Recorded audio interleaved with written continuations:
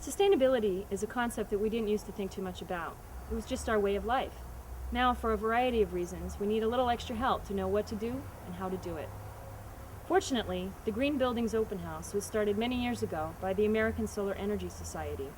This national event, held annually during the first Saturday of October, allows homeowners and business owners with solar or other sustainable technologies to showcase their buildings, provide free tours to the public, answer questions, and show just how energy efficiency and renewable technologies have been incorporated into their homes and businesses. New Hampshire's Green Buildings Open House features between 30 and 80 sites each year and is easily searched on New Hampshire Sustainable Energy Association's website at NHSEA.org. On the site, you can search for the technology you're interested in, find out who's already installed it, and get directions to the homes or businesses that feature it. NHSEA volunteers took the tour themselves and created this video to give you a sense of what to expect on your own tour. Whether you are just curious or completely committed, the Green Buildings Open House can open your eyes to what is possible. See you on the tour.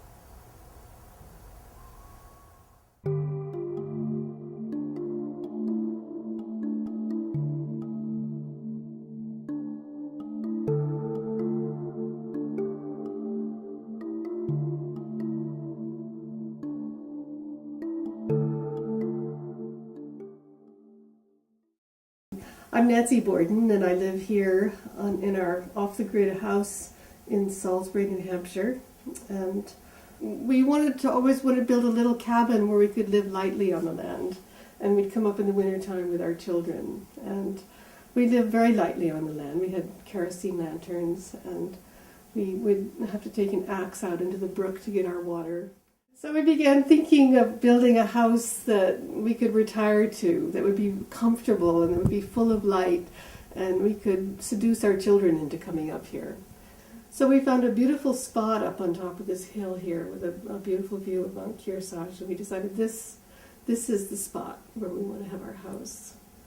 And we did a lot of research to figure out how we wanted to site the house and the kind of systems that we wanted to use. We have a Russian furnace, which is a wood stove that heats the house on very little wood.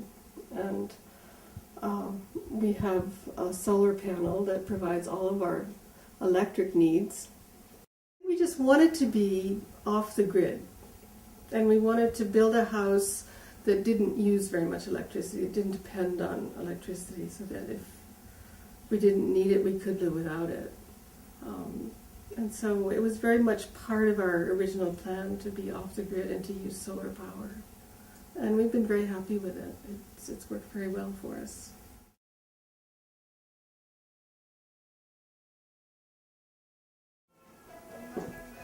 So, I'll show you the solar panel. It's all solar powered, except for... Are you completely off-grid? Or? Completely off-grid, except for propane. We have a propane tank. Okay. And we have a propane stove and a propane refrigerator.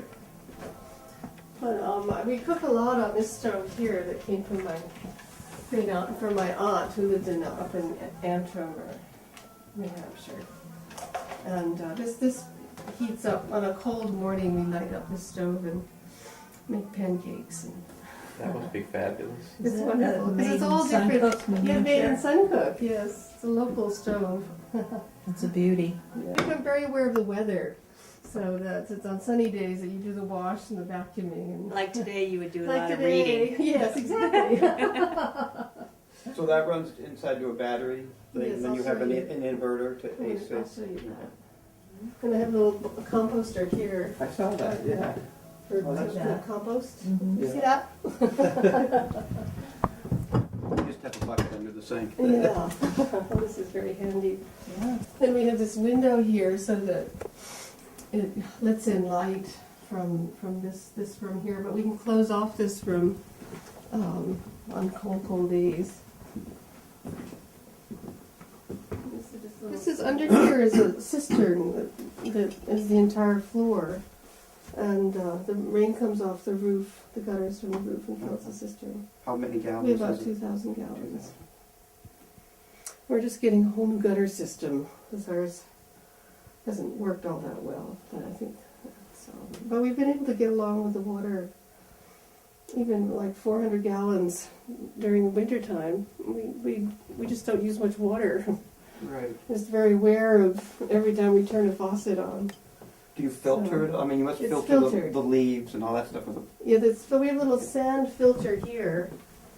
So it comes into here and there's a sand filter. But it's also filtered before it enters the pipe. The big stuff. Yeah. And this, are you familiar with Russian stoves? Yeah, a little bit. That was one of the things I wanted to come and Well, this see. is a kit really? that we bought, and we burned hot for about 3 hours, and it gets up to about 2,000 degrees in a secondary chamber where the gases burn. Then the flues curve down and then go back up again. So this whole mass of masonry heats up, and it manages to keep the house at about 60 degrees in cold weather. So how often do you have to have a fire? Every morning? Every morning, about once a day. Do you have any trouble cleaning the flues because of the It convoluted does. shape? It burns so hot That you don't have any... You don't. It doesn't collect. Hmm. There's not much left when it finishes. So you said you get this from a kit? It came from a kit. There's somebody up in Franconia who sells them. Did you install it yourself? Or Well, he came down and we had a mason also because we had to build Yeah. it into the chimney Yeah. at the same time. Did you need a special mason? No, it was just Most our, masons can do that. They can follow Yeah, the directions. yeah, and- yeah. But it was good to have him here too, yeah. the guy who sells the kit. Yeah. And you're taking hot water off of this And too? we take some hot water off that. It goes up to that hot water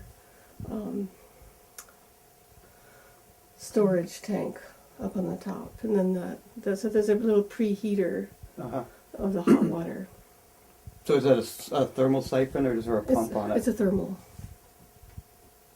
Is this your room? This or- is our room here. Does it get yeah. very hot in here?